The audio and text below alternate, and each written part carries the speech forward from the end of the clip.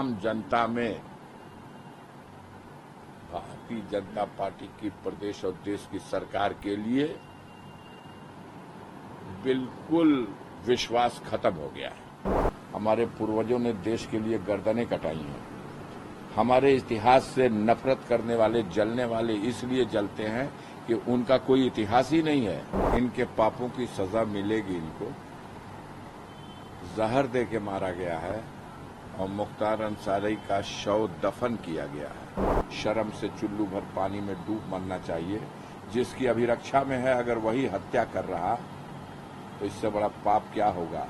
खुली किताब की तरह है मेरे भाई।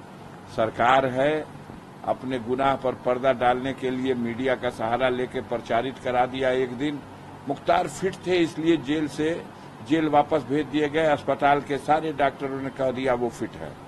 पलट के सवाल तो करिए, फिट है तो आईसीयू में क्यों भर्ती किया था, और आईसीयू से निकाला तो ऑब्जर्वेशन रूम में क्यों नहीं रखा।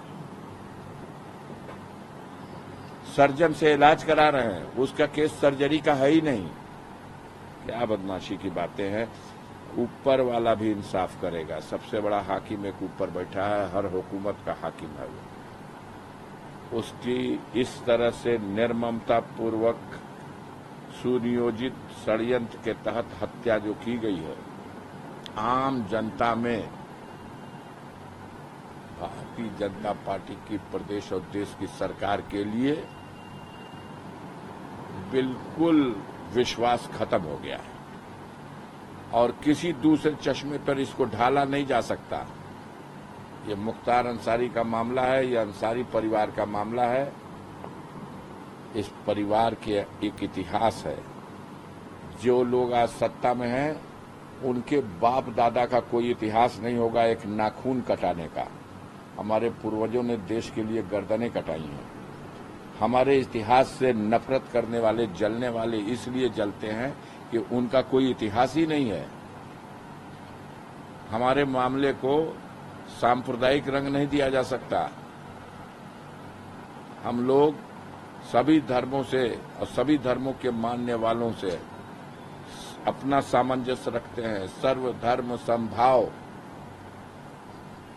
हम इस्लाम धर्म के मानने वाले हैं और हमारे मजहब में ये कहा गया है कि मौत का एक दिन निश्चित है। और मैंने कई बार ये बात कही है कि जिस दिन आ जाएगी मुख्तार की, तो यही तरीका शायद तय था और जहर दे करके उसकी हत्या हुई है। अब हम लोग कोशिश करेंगे कि इस घटना में जो लोग संलिप्त रहे हैं, इसमें शासन में, सरकार में, पुलिस विभाग में, मुख्तार ने खुद अपने पत्र में लिखा है, एसटीएफ के सुप्रीमो जो है अमिताभ यश साहब, उसमें संलिप्त हैं। डीजी उत्तर प्रदेश के इसमें संलिप्त हैं। एलजी जम्मू कश्मीर इसमें संलिप्त हैं।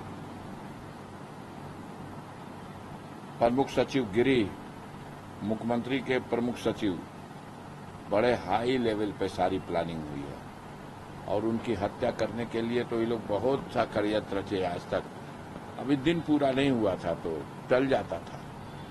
इस बार शायद कुदरत को भी यही मंजूर हो गया,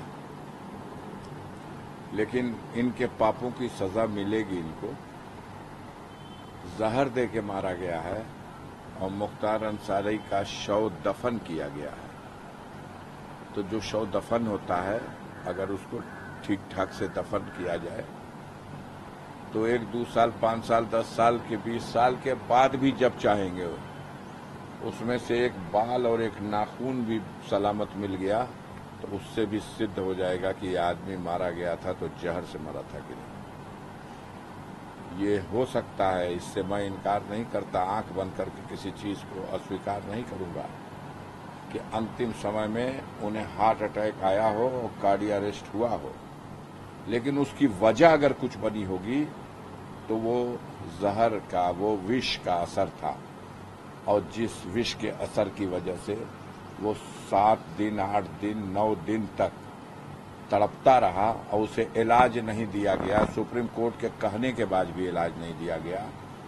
एमपी एमएलए कोर्ट के कहने के बाद भी माकूल इलाज नहीं किया गया और उसे तड़पा तड़पा कर उस जेल में, जो उन्हीं की अभिरक्षा में है, शर्म से चुल्लू भर पानी में डूब मरना चाहिए।